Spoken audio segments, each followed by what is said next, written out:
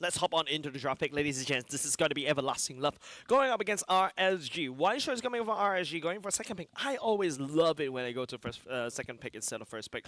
Coach user 279182734645. My dude right here actually does know how to draft, so we shall see how how he's going to draft against Coach Amos. Okay, again, it's going to be the same bands I expect. So Chip, Fanny, Louis. Kimi, rather, is being considered as the first party bands here for our teams. But again, you mentioned the Chip is slightly, specifically here, this is the day 2 of our challenger team, is not really the most contested hero right now. Yeah, I feel like Chip is easily counterable as long as you stick, not say stick together, right? You don't allow the Chip to basically come in the middle and and cast it right in the middle of your team. Because if you cast it outside on the front line, if you cast it the ultimate on the front line, what you do is you just run away, you just walk away from it, right? So Fanny also can be considered here, especially Coach Amox knows how to counter this one. So it could be an open ban here for Coach Amox. So he can't choose any other hero except for the Fanny and the Chip. Very interesting coming out from the Coach user number, right? Like Joy being first ban instead. I think they've seen how Hades use that Joy to basically split push really well. I'm not afraid of maybe he's saying that, hey, I'm not afraid of a Hayabusa split push because Hayabusa Quad Shadows, the cooldown's a little bit too long, especially without the purple buff. So yeah, I'm more afraid of the Joy instead. Okay, no ego challenge. Okay, no ego challenge, and they want to win this one. Of course, the point is very important here. So there's gonna be a respect ban coming in from Coach Amox in the first phase of our drafts here. So no Leo Mordo right now here for Everlasting Love. No cheesy picks right now, unless of course they're going to ban the Baksha once again. Actually, yeah. I ban the Baksha because I know that I don't need to be afraid of Lucas, right? Lucas, and hence Fake Cutie doesn't really have much impact as we've seen in other games. But now Everlasting Love is the one that they need to look out for, even taking away Yon's Fanny. But then Yon is like, yeah, sure. Okay. I have the Suyu in tow as well. Unless you want to take Yon and Suyu away. I feel like that's Coach number overreacting. That's 3 junglers banned away from the side of Everlasting Love. Yeah. So there you go, Coach Amox. Will he ban the Baksha this time around? To consider, of course, respect ban on how OP this composition is, the O-base strat that we have just witnessed. So RSG SG, Yon, we've seen, of course, Isuyo popping up. It could be also a deep hero pool here for the side of RSG. But if you are on the side of Everlasting Love, you have the first pick. If you have the Kimi pretty much open here, you could consider that one. So, okay, Matilda has been taken out. Yeah, Matilda taken out, which is great. We've seen how powerful Matilda picks can be. It also counteracts what you want to do as a Kalia, right? Like, it's basically counter picking. I feel like right now in this particular meta, there's a lot of picks composition. There's also a certain few dives composition. We don't really see a lot of clash composition as well until we see, like, you know, the likes of Farsas coming out, which I believe Roy is more than happy to play. The Moscovs gets taken away by Everlasting Love as well. I feel like if you notice, these 3 bands are basically heroes that are very good at cross-map plays. Yes, that is true. And this is where Everlasting Love shines as well to force this team fights to go for a 5v5 fights. So without this... Ling. Okay, we haven't seen a Ling, though. We did see a Ling. I mean, this day 2? We did? Yeah, we did see a Ling. We did see a, sorry, not today, but we did see a Ling yesterday, right? Okay, so, sorry, not today. Icon. Yep. Okay, but it wasn't as effective. It wasn't as effective, but hey, it did get the job done, especially cross-map plays, right? So you mentioned, of course, the Lancelot as well. So it can be used there. Hayabusa is still pretty much open. Can do the same thing if you're an assassin on going to go for a cross-map plays. Yep. Kimi is open, guys. Kimi is open. Not only just that, Lucas, Chip. Lucas, yes. Yeah, it's all these 3, but I feel like both these 2 teams may forgo the Lucas because I think if you want to basically fight against Everlasting Love, okay, fine. Everlasting Love is going to be going into Fake Cutie once again. RSG is like, yep, we're not going to respect your Lucas. We're going to do something else instead. Okay, Zushin is up. Garakacha. Usually we have this 2 picks here, and then they're going to ban the Baksha on the second phase of the draft, unless Everlasting Love going to secure the Baksha as early on as possible here in this game. But the Garakacha is pretty good here. I think Lucas shines on a very chaotic brawl with Garakacha in. He can't control this Lucas at hand. Yep. Okay. Yep, let's just hold for speculation just a little bit. I want to see what the second pick coming from RSG. Could Eco also be a Kimi, right? A Kimi, because Lucas doesn't really have Correct. a lot of strong it's not say lockdown, but like Okay, there it you can go. be easily kited around. I think the Kimi is a really strong pick from the side of RSG, but now RSG is going to make sure, okay, you know what, we're going to go even further. We're going to go into the Kalia in the form of J to basically start picking people apart. Everlasting Love, on the other hand, will go ahead and secure the Kimi for themselves and get the catcher. I personally prefer, RSG picking up the Kimi right there, but it feels like they are thinking from the point of view that, hey, I'm going to use a Kalia to basically try to proc that juicing passive even more. So Suyo can be considered here actually, but 1-1 is in. So it's very surprising for me on the first phase actually of the draft here. Yeah, pretty interesting, right? CS going for the 1-1 instead. 1-1 is actually quite good. If you go in the crossbow and tank, if the Kimi is in the vicinity, that is the iframes that you need to deal with the Kimi, right? As long as you don't spend all your crossbow and tank on the Gato Kacha. And that is basically my problem all the time. I always But you need the stacks as well. You need the range to pull it through. So Malefic Gun is really a priority here for the side of a 1-1. Exactly. Due to the new bumps, due to the recent items, right? What I also realized is that the Malefic Gun makes your crossbow and tank kind of useless. Really? Yeah, because your first skill actually is a little bit shorter ranges compared to your wider range already, and because of that, if you don't proc your crossbow and tank, you don't need to proc your crossbow and tank. Your range is actually crazy. Your Enough. movement as well, it's more than enough to kill you. More You than don't enough. really need to go into crossbow and tank. The crossbow and tank is for you to outplay, to have more survivability as you do damage from afar. I love the ban on the Suyo here because you need to follow up through with that Tsunami Slam coming in from that Kalea. So without now the bursty Suyo we have at hand, what more options here? Hayabusa is pretty much open here, but this is kind of tanky lineup here we've seen so far for Everlasting Love. Yeah, Everlasting Love. I think they can also. They're Florin. banned almost three assassins right here. Counter banning onto the Yawn, but okay. The Florin gets banned. It feels like RSG is gonna double down not only just on the fact that, hey, I'm gonna double down on the assassins. The Florin also does well against the 1-1. It's an AOE stun. Your ultimate also counters my ultimate. So hey, there's a really good coming off of Amos right there. Yeah. So remember, Baksha Esta is pretty much open here right now in our draft, so it can be considered here for the side of Everlasting Love. There you go. Hayabusa has been taken out. So they're taking out this bursty or this assassins right now against Yon. So you have the Tsunami Slam, but you need the follow-up. You need to have that. Badang can, but you need someone heavy punch Badang has to finish.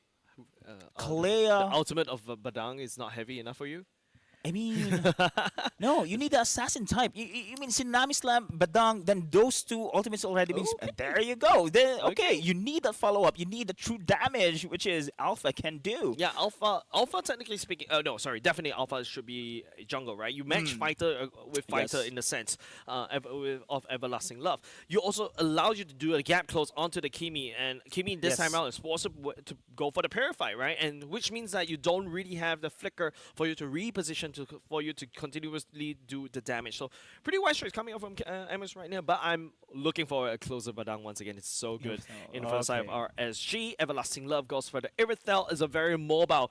Both these two damage dealer can move and also do damage at the same time, which is pretty interesting because usually you see the Kimi and the Moskov, you have your penetration, all those kind of stuff, and now this time around, these two damage dealer can easily kite around and do damage, and that's also bad for the 1-1 because you won't be able to proc the crossbow tank effectively, and the Badang gets snatched away by Everlasting Love. Wow, incredible crowd control arsenal we have seen right now here over the side of Everlasting Love.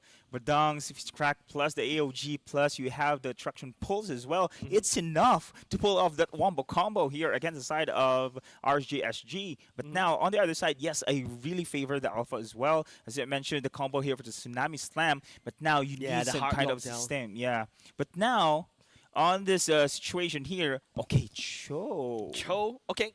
You have Cho and Tsunami Slam coming in from Kalea. Yeah, that Isolation plays payoffs. it just reminds me. Remember back then when Paquito just came out, I was like, wow, how close it feels. Cho and Paquito works really well together. They're so mobile. They basically do almost the same thing, except for the fact that now Kalia is almost a clone of Cho, and now you have double pickups coming up from RSG, and that is actually scary. And now all of a sudden, RSG is basically doing could easily do a Franco kind of play style. Wow. Unusual for me to see, Jay. It's actually this is an unusual draft for me to see for the side of RSG SG, Yep. just because they have so many kits for the isolation plays. But remember, on the other side, it's a more team fight oriented. Yes, that's right. So I think the gold lane will be the priority here for the side of RSG SG. They need to pick off that Irithel as early as possible. They don't want the late game to be popping up soon. Yep, if that's the case, ladies and gents, we're going to go into this particular game. This game is going to be interesting, right? Because the fact that how Everlasting Love plays the game is very different, so RSG really needs to take a slightly different approach. The slight different approach is, of course, Jay on his Cho instead, and we're going to put closer on the Kalia on the EXP, and that's something that we don't usually see. It's a Jay Cho coming out from RSG. Oh, there you go. So Purifies have been secured. This is really important as well for Akashi as well as Sus Bomba. So we have so many pickups here, and that was 2 dragging here for the side of RSG SG. They have just been outplayed in that middle lane. Yeah, it's kind of nutty, like the fact that Kyushu and also Sus Bomba actually walks around together. It makes it easy targets, easy picking for Jay to park the knockup, and also Roy's first lantern to basically pull people back. I think this is the time also that Yon and the rest here of RGSG going to be very aggressive indeed. And level 4 almost been secured here for Yon. The Spear of Alpha really hurts so hard, and as expected, they are going to prioritize here the top side. But Lucas on the bottom as well is doing the same rotations here. Yep, just counteract the rotations just a little bit more, but okay. It feels like, you know, it's very interesting to see a Kalia. I think it's one of my first few times casting a Kalia EXP lane. Usually you realize you see a Kalia going around the map to basically do the necessary pickups for the rest of the team to assist, and it's gonna be interesting, right? Yeah. Is this gonna be a neutral lane down bot? Let's see a while ago. But Kalea EXP, we've seen that one on the other regions. Because of the second skill, it can be easy to roam across the map as well. So he has the advantage when it comes to mobility there. But so far, we haven't seen that one. But on the bot side, they're we've seen coming in from Jay. He's really dictating the tempo. Time and time again, this pick of plays now going to this turtle. Yeah, I want to also take note on the Purify, right? Remember what I mentioned, Sus Bomba on this game, he definitely needs to bring Purify because there's so much knockups from the side of RSG. You need somewhere to purify that away. And of course, don't forget, Roy also brings people up in the air. There you go. Speaking of in the air, the Tsunami Slam has been committed here, but the Revitalized Battle Spell as well. Oh, look at the pin down here, the fist crack there, but it's not enough with the burst damage at this moment in time. But this is going to be Fate QT securing this turtle buff around. Now Yon trying to back away. Look at the damage coming in from the side of Kyushu, but Taunts has been affected here for closer. They're going to go back for now, but still the objective will be in favor for Everlasting Love. Yeah, turtle being taken by Everlasting Love is huge, right? This time around, Fake Cutie is showing, hey, you know what? Don't look down on my Lucas. I'm actually doing something, and he's doing it. He's actually starting to stick more towards his team to basically do something. But I like how Jay, as the Cho, is basically zoning out Sus Bomba earlier. Like, if you're basically on top of Kimi doesn't know where to shoot, where to aim. Yeah, and now Kyushu has a vision here of Jay. Jay is just non-stop rotating here, Jace. I mean, he is really one of the players on the side of RSG dictating the tempo. There you go. Speaking of which, isolation play once again with Weight of the Dragon here. Kyushu will be the target, trying to run away, but cannot do so with Row follow-up on the back lines. Yeah, first blood already given over the side of RSG. That's Yon picking it up.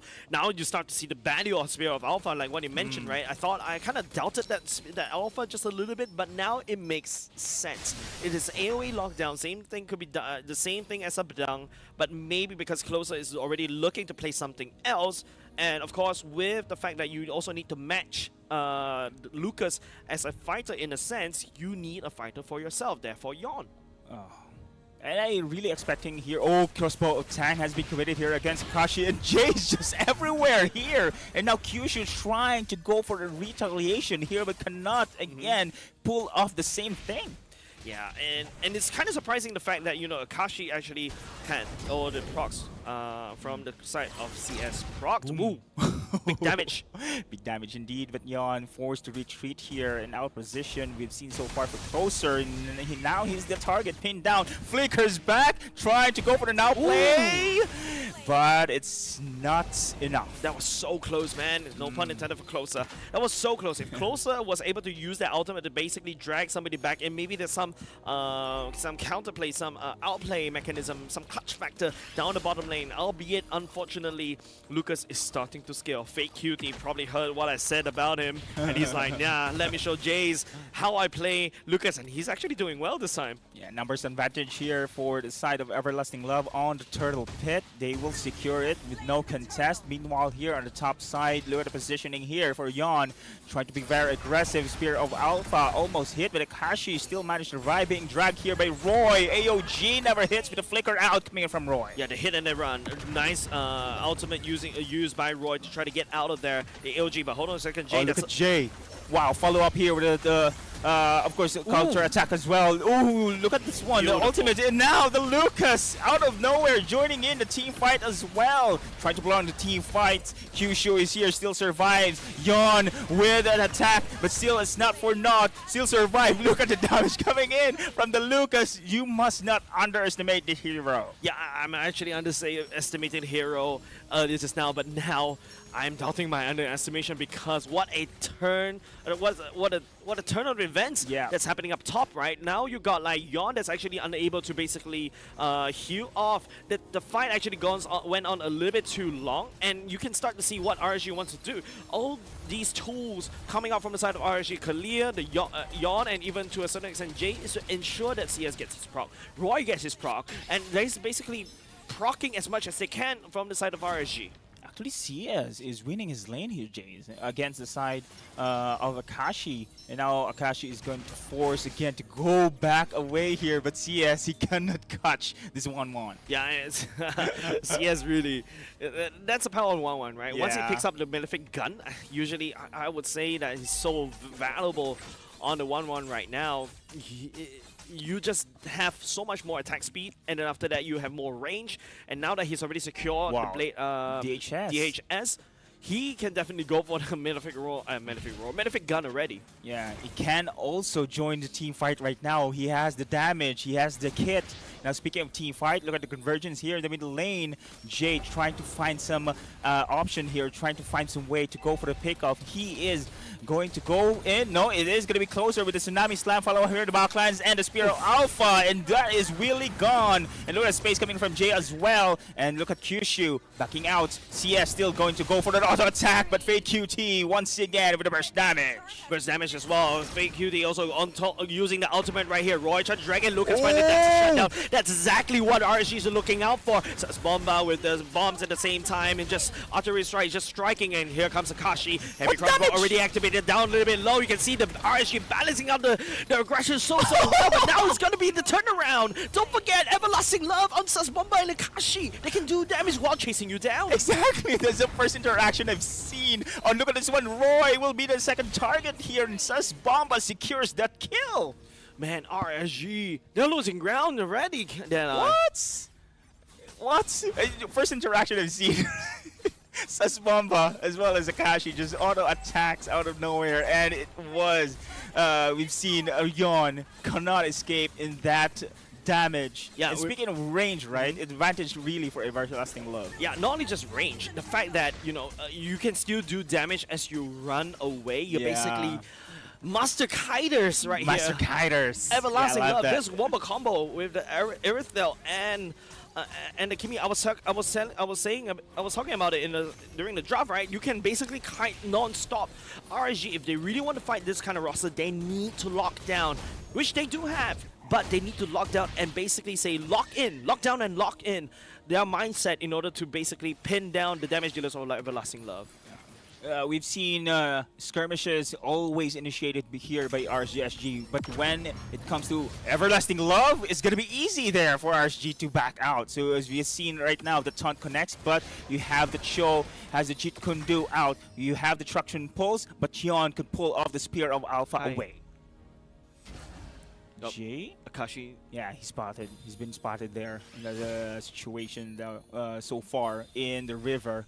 And so far here, we've seen that the RSG SG, they have the mobility to escape in such initiations coming in. But Jay is just way out, going for the way of the dragon, now being chased here. The Spear of Alpha, that's just a bait. That's going to be a kill here. Follow up here with the AOG. Now going in for the auto attack here. Freak hits on the Sus Bomba. And now Tsunami Slam once again, trying to go for the flanking maneuver in the back lines here. Triple kill coming in from the side of Yamada. He's been taken down with Fate QT. Going to be the cleanup party with a double on his hero. Man, RG and Everlasting Love is trying to outplay each other to a very good extent, and I really want to see this replay. It's definitely going to break it down very well, because you know how Akashi being protected by Kyushu, that's very protected by Willy, and that's what I was talking about. These three players, Kyushu, Sasbomba, and Willy, they know how to play MLBB. Just trying, and Jay as well. You can see how creative he's using this this show, kicking and also dashing around, trying to buy some time. And the only problem from the side of RSG is that CS wasn't able to join the fight earlier. Yeah, Jay just baited so way back. And the Spear of Alpha coming in from Yon actually dealt a lot of damage. Yep. But at the moment, of course, Fate QT has the perfect opportunity to go for the flanks here. But now we're looking for Lord Dance. Yeah, 1K gold difference between these two teams. Oh, sorry, not 1K. Yeah, One- actually 1K right now. Sorry, I Yep. can't math. Everlasting Love right there. Man, they're making RSG working hard for this 1 point. Yeah. And still, ultimates are up. Remember, Purify for Sus Bomba is out. So this is going to be now the side of RSG. Could dictate or go for the pick-off comp if they know the timers here against Everlasting Love. But so far, Everlasting Love here is being fended off. And now Jay has been the target here, trying to go back away. The damage is enough here for Fate QT as well as Akashi. Now 4v5 situation here in the Lord Dance. Sorry for saying that, Fake Cutie. That doesn't really need to. You don't really need to care about that, Lucas. Closer. And now maybe something that can be done for the side of RSG. Oh, the burst! Fake QT once again. Oh, you cannot really underestimate the power here of the Ninetales. That's another kill here. 7-1-1 for Fake QT on Lucas. Yeah, I doubted Fake Cutie right earlier just now. Now he's starting to stick with the team. Now he's at the right place at the right time. His timing, his jungle timings is actually, not say jungle timings, his timings to join the fight is finally paying off, and it's working very well against RSG. Where is this Lucas earlier just now? Yeah. And now it's popping off here. And now Jay has been the target every time. Ooh, Roy cannot escape. Look at this Kyushu almost going to go for the taunt there. But Jay, in the early stage of the game, he started everything with the weight of dragon. Now he's been fended off. It's not going to be easy for them to really go for the pick-off. Looking at the pick-off, right? RSG's Yeah, slowly losing ground. This picks is starting to not come in really well right now. True. CS, I think, needs more time in terms of the damage as well. I think he should have the Malefic Gun as of now. But I'm still looking at Fake Cutie.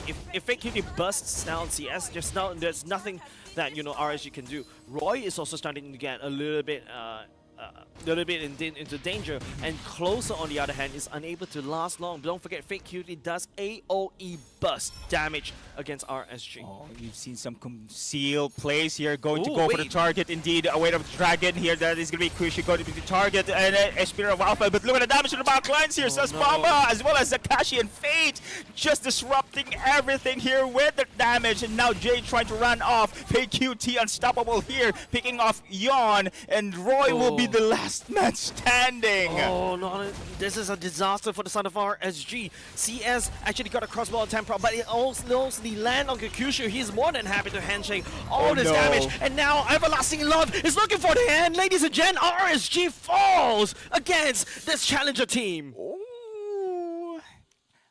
Lucas for the win. Lucas for the win. Sorry, Mux. I'm fake news. Don't believe me. I'm a troller. I'm a troller right here.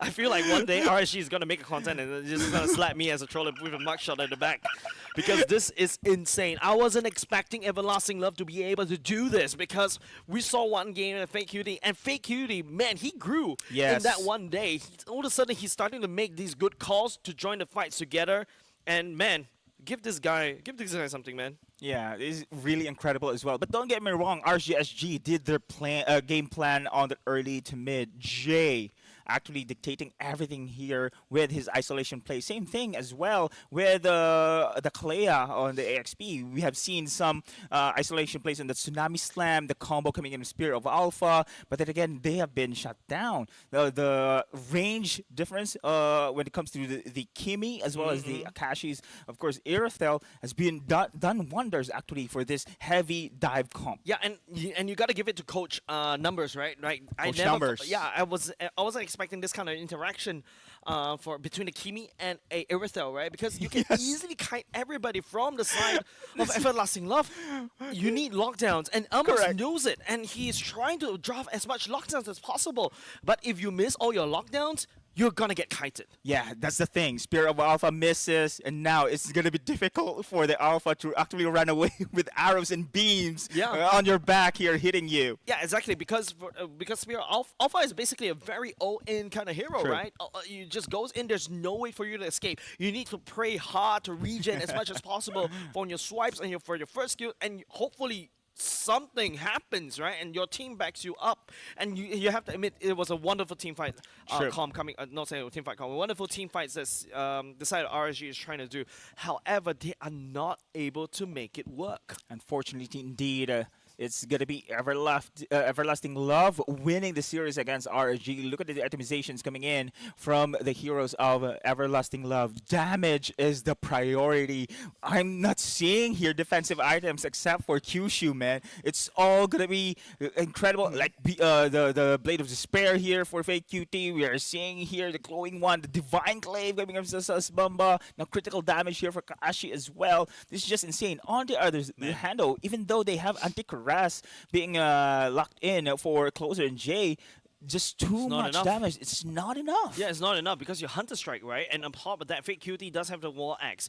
Basically, he's regenerating from all of his skills. I don't see any Dom Eyes being built as well. Yeah. And it's a big problem, right? Yeah. And even though CS, if you take a look, I was talking about how, as a 1-1, your Malefic Gun is basically very there's strong. no Malefic Gun. He's not there yet. He actually had to go for the Sea Halberd because he needs to counter heal against the likes of Kyushu, the likes of Fake QT.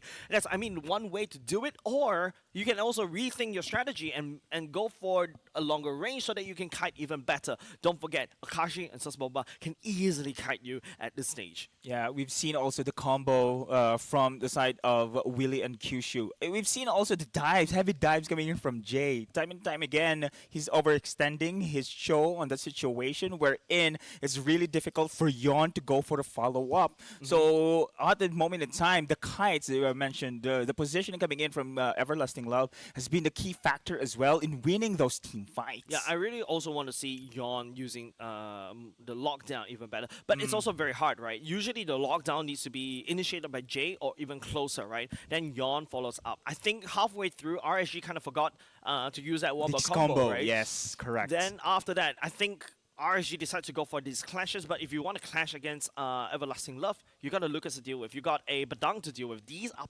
perfect to basically deal with these teamfight wombo combo.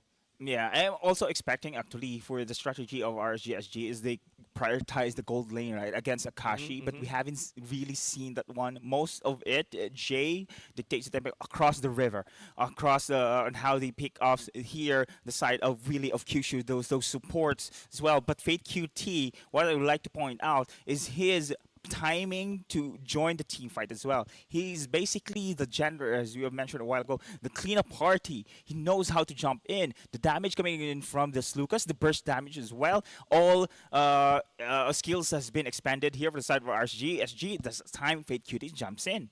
Yeah, and it's just I think RSG is actually, this is a good job coming off of Amos, but halfway through, maybe like Team Evil, Everlasting Love. Sorry, I tell you, it's EVL, right? EVL, and basically they have the same DNA as Team Evil, right? Yep.